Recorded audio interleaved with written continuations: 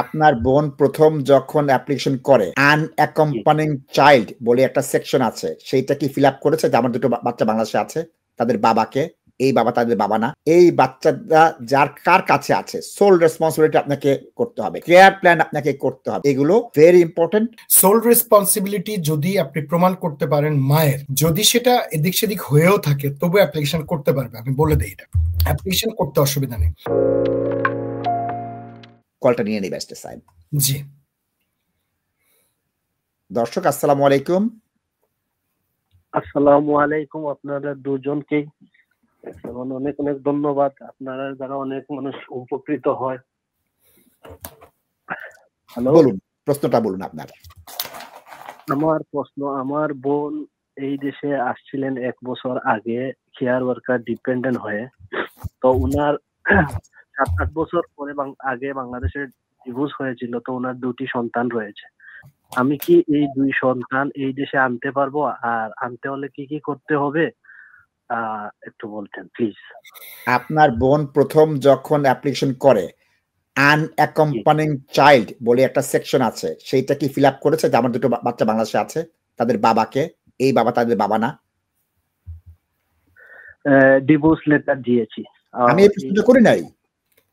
আপনার বোন উল্লেখ করেছিল কিনা তার ইসিও কেয়ার ওয়ার্কার ডিপেন্ডেন্ট অ্যাপ্লিকেশনে যে আমার আনঅ্যাকম্পানিড চাইল্ড আছে? ওটা সম্পর্কে আমার জানা নাই। ওটা জানেন? ওটা জানা থাকলে সুবিধা হবে। দ্বিতীয় হচ্ছে এই বাচ্চাটা যার কার কাছে আছে সোল রেসপন্সিবিলিটি আপনাকে করতে হবে, কেয়ার প্ল্যান আপনাকে করতে হবে। সুতরাং এগুলো ভেরি ইম্পর্টেন্ট। আমি নিকটস্থ কোনো দক্ষযোগ্য আইনজীবীর কাছে পরামর্শ করে তারপরে আবেদনটা করে আমি এটা বলবো। ব্যারিস্টার সাহেব। জি, এটা সোল রেসপন্সিবিলিটি হচ্ছে লিগ্যাল টেস্ট। এখানে আমি সোল রেসপন্সিবিলিটির বিষয়ে হয়তো আমাদের যিনি দর্শক তিনি ওভাবে বুঝবেন না। অর্থাৎ আপনার বোনের 2টো বাচ্চা, আপনার বোন এদেশে কেয়ার ভিসা এসছে, তাহলে তার বাচ্চাটার দায়িত্বটা কাদের হাতে ছিল বা আছে?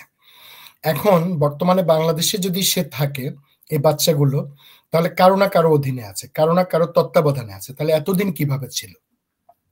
সোল রেসপন্সিবিলিটি যদি আপনি প্রমাণ করতে পারেন মায়ের, ঠিক আছে, কোনো কারণে যদি ডিক্লারেশনটা এদিক সেদিক হয়ে থাকে, বা আমি এক্স্যাক্টলি জানিও না অ্যাপ্লিকেশন ফর্মে আসলে কোয়েশ্চেনটা কি, যদি সেটা এদিক সেদিক হয়েও থাকে তবু অ্যাপ্লিকেশন করতে পারবে, আমি বলে দিই এটা অ্যাপ্লিকেশন করতে অসুবিধা নেই।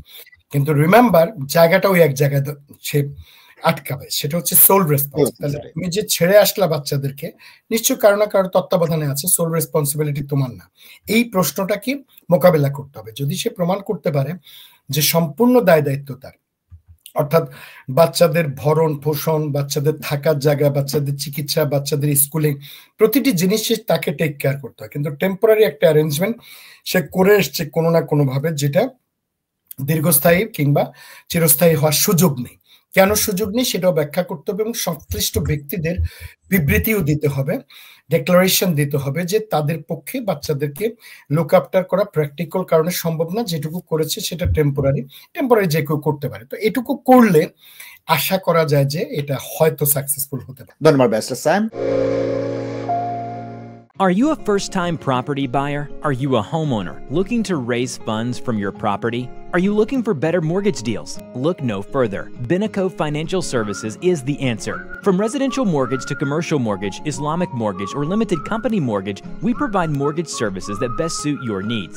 Let us help you to find the right mortgage for you. Call us today on 0208-050-2478 for a better future awaits you. Binaco Financial Services Limited is directly authorized and regulated by the Financial Conduct Authority.